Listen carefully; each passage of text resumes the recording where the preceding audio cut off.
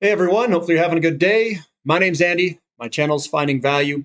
Today I'm going to be talking about the dollar, maybe some energy type things, and we'll kind of stick to those two things and how big of a deal it is if we were to go off the dollar.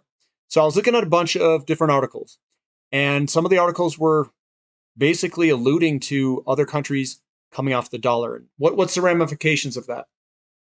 If the dollars are not needed outside of America for buying commodities, mainly oil, the petrodollar. All those dollars are going to seek something to buy, and they're not going to be used and exchanged elsewhere. So, what's going to happen is the dollars are all going to come back here and create massive inflation, kind of like we're seeing already. And it would probably be even worse. So, if dollars are not needed in the system, the demand for dollars goes down, and then they go and they search to buy assets.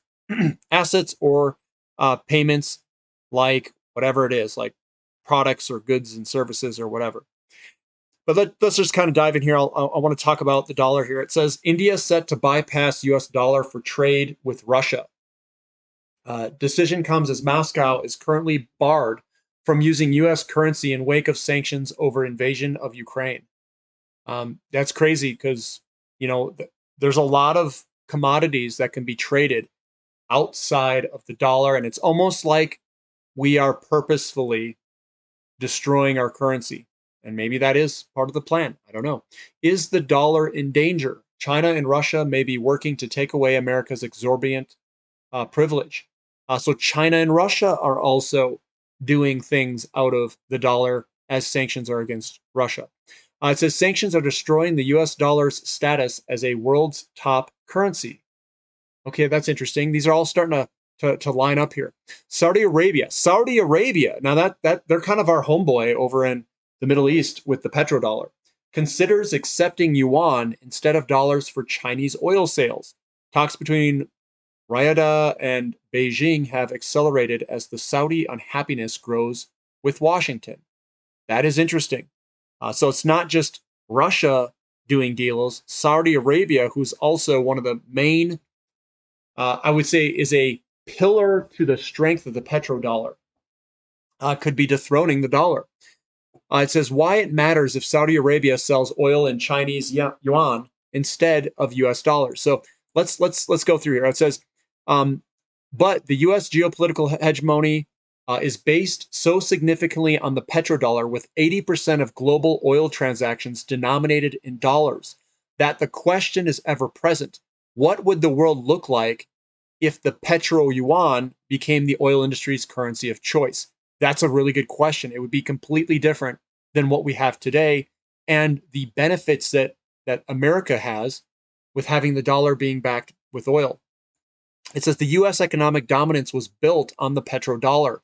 The dollar's robust status as the reserve currency owes much to the strength of the US economy, but it also derives from the US or from the dollar's ample liquidity, which is partially a result of countries maintaining pools of dollar reserves to buy oil. What we have over here is the currency composition of the official foreign exchange reserve. Obviously, you can see that the dollars dominate this system, euro second, yen third, and the yuan is way down there, just to show you kind of where we're at. We've got analysts say this oil will have to, so this is about oil. It's about the strategic petroleum reserve lease. It says Biden raids U.S. oil reserve after failing to bring Gulf allies on side. Analysts say this oil will have to be bought back in 2023, 2024, where oil prices, the commodity, this move also shows OPEC not cooperating with the U.S. Joe Biden raids U.S. oil reserve after failing to bring Gulf partners on side. This guy, obviously, I think he watches Finding Value Finance, Christoph Ballmer. This guy is basically saying the same thing that I have proposed. It says, if they somehow manage to push oil prices artificially back into the $85 range, that's where that support is, I will start to back up the truck once more. You might get a great entry point on some of the oil stocks who already tripled over the last 12 months. BTE, Baytex Energy, and Sandridge are the two that he likes. We are seeing stimulus talks to hand out checks to people buying oil and gas to cushion the blow, At the same time, we're eating through inventories and no meaningful supply is created. I wonder how this will end up. That is exactly what I think. He must watch the channel. So good job, Christoph Ballmer. If you're watching it, I completely agree. Moving on up here. We're going to go all the way up here. So we've got JP Morgan leads talks to contain nickel crisis damage. Wait.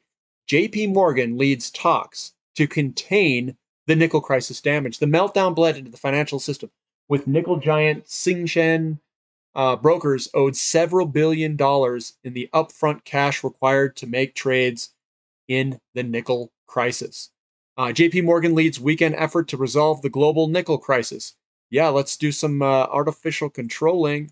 World's biggest banks seek agreement with creditors of China Tsingshan Holding Group. And these guys, I guess, got decimated in that. And now they're trying to provide loans so that they could pay themselves back, JP Morgan.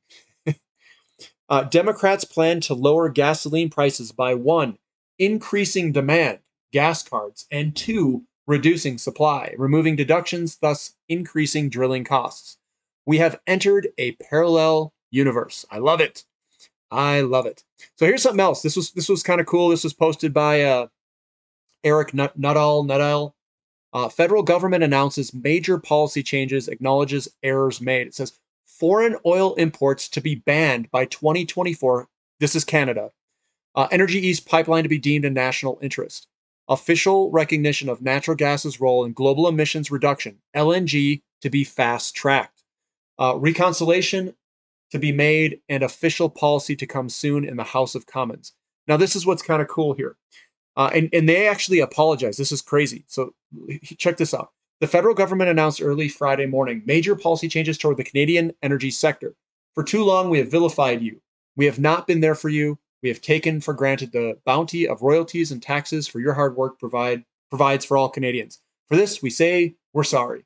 Canada, home to the third largest oil reserves in the world, imported 504,000 barrels per day of foreign oil in March 2022. Equating to roughly $21 billion in annual wealth transfers to other countries. This must stop, and by 2024, Canada will ban the importation of foreign oil, said Prime Minister. To achieve this, the Energy East pipeline, canceled in October 2017, is to be given national interest status and fast-tracked for operation in the next several years. Further policy changes announced related to natural gas production. Canada's first LNG export terminal, expected to come online in 2026, took 6 years to get Crown approval and 14 years from proposal to first sales. Given the significantly lower emissions profile of natural gas versus coal, Canada officially recognizes the role that Canadian natural gas can provide in reducing global emissions. An official apology was expected to be made soon in the House of Commons for past comments in the phase. Now it says April 1st. I don't know if they're being serious or if this is an April Fool's joke. I can't tell. But we'll see. We'll see what happens. I'm a big Canadian oil and natural gas, especially their natural gas. I really like their natural gas. Crew Energy's the company I really like. I'm a big bull up there for it. But that's what we've got for today, guys. If the dollar gets hit here, where people continually do transactions outside of the dollar will lose value over time. That dollar is going to be seen as inflation, and the dollars will come back to America to buy assets and things, whether it be real estate, stocks, bonds, or other things. So that's one thing that is negative. The oil, I agree with everybody. I don't get what they're doing. They're releasing things from inventory, giving people money to buy that, I guess, inventory, and just reduce our inventory. What we need is less demand. And you can't give people money to increase demand for something that we need less demand for. I don't know. Just seems like a paradox there. Anyway, guys, hopefully you guys like the clip. Give me a thumbs up. Subscribe to the channel if you haven't already. Check out my website. It's in my description link below. If you are interested, Platinum membership.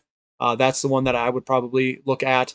Reason being, we do weekly meetings. We do all that stuff. And you guys can ask questions. So that's what I've got, guys. Thanks for listening. This is Finding Value.